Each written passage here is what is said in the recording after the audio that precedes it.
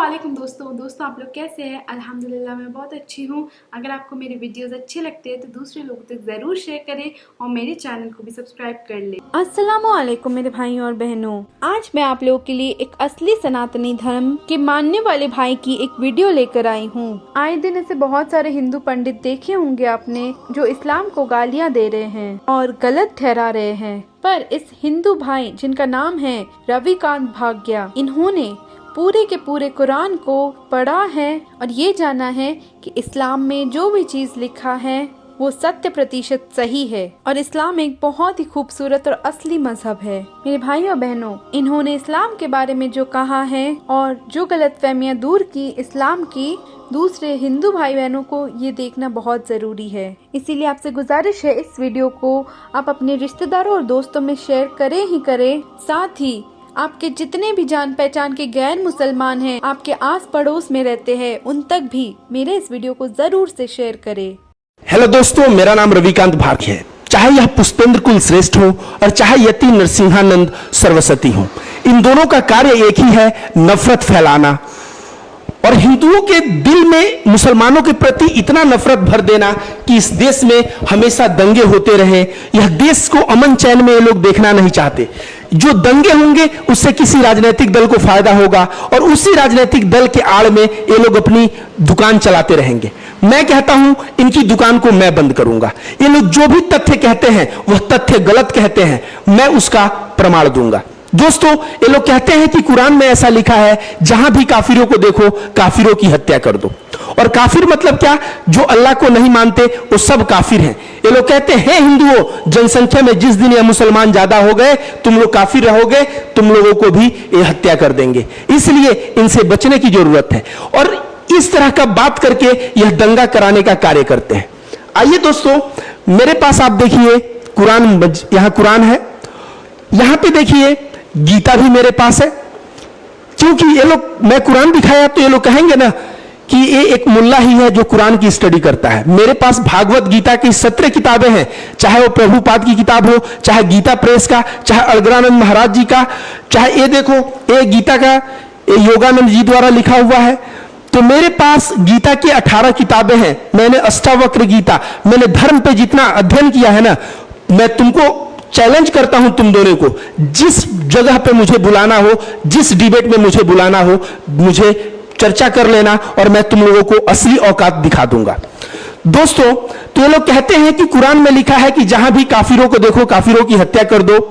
मैंने इसमें सूरह तौबा जो 9 है, चैप्टर नंबर 9, 5वां नंबर ये लोग आयत बताते हैं जिसमें लिखा हुआ है कि जहां भी तुम काफिरों को देखो हत्या कर दो। यह बात इसमें लिखा हुआ है। संदर्भ लेकिन नहीं बताते, परिप्रेक्ष्य नहीं बताते। संदर्भ समझिए, जो मूसे साहब मक्का थे और जो मुसलमान थे उन दोनों के बीच शांति समझौता हुआ था। मूसे साहब मक्का इस शांति समझौता को तोड़ देते हैं। जब तोड़ते हैं तो युद्ध होता है और युद्ध के मैदान में कहा गया है कि काफिरों की हत्या करो। ये बताइए, कोई भी एक नेता रहेगा अपने सैनिकों से क्या कहेगा? युद्ध के मैदान में जाओ और दुश्मनों से अपना गला कटा के चले आओ, या कहेगा कि दुश्मनों की हत्या करो?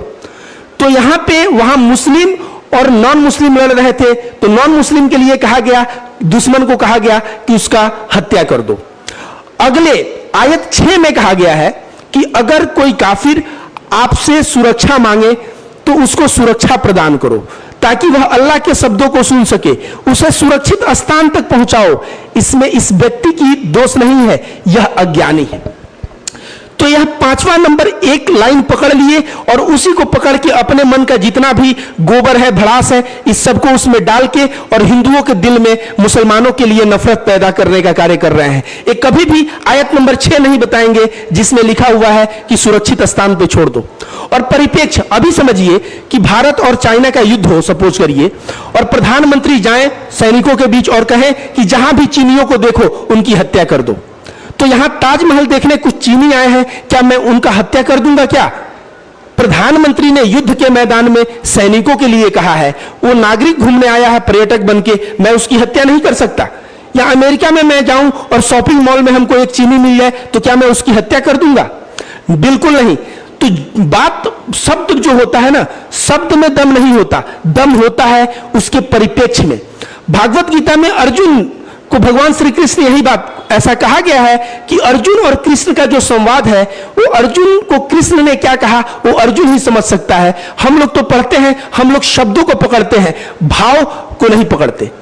वही बात है ये पुष्पेंद्र कुल श्रेष्ठ जैसे लोग, इस नरसिम्हानंद सरस्वती जैसे लोग, ये लोग क्या करते हैं, ये लोग केवल परिप्रेक्ष्य नहीं बता के मुसलमान ये करेंगे। मैं कहता हूं मुसलमान जनसंख्या में ज्यादा हो जाएंगे तो यही हस्र करेंगे, चलो ये मानता हूं।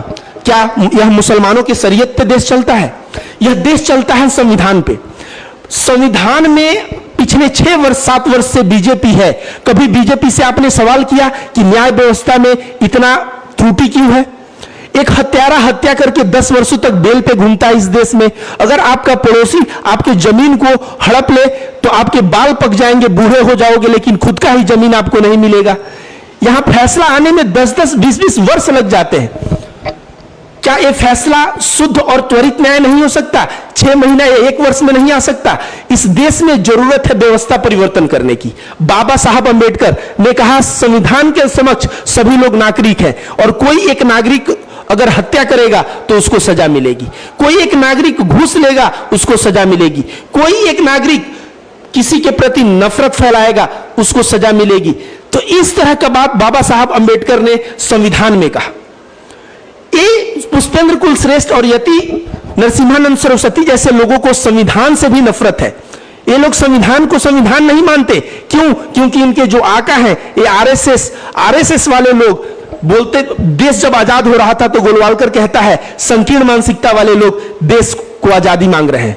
वह कहता है देश को लड़ने की जरूरत है मुसलमानों से, सिखों से, क्रिश्चियनों से। देश को लड़ने की जरूरत अंग्रेजों से नहीं है।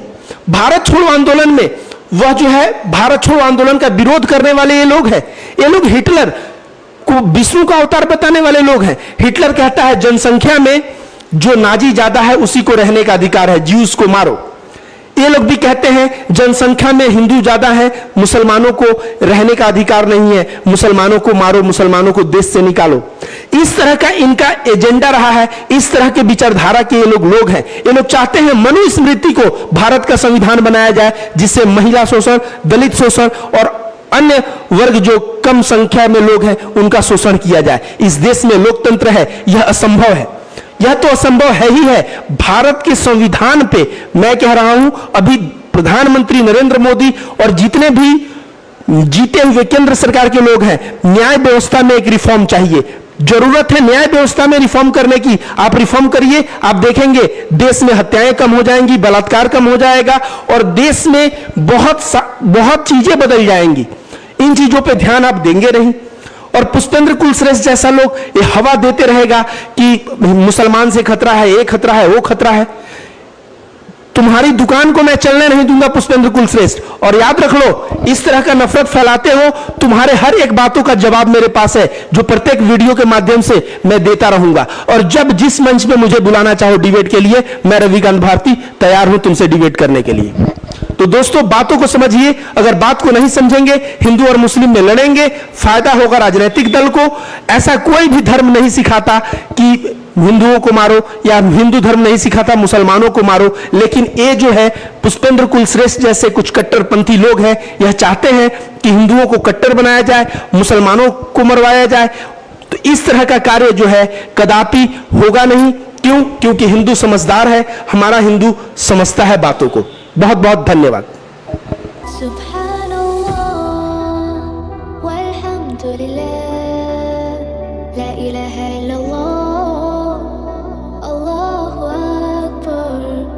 Subhan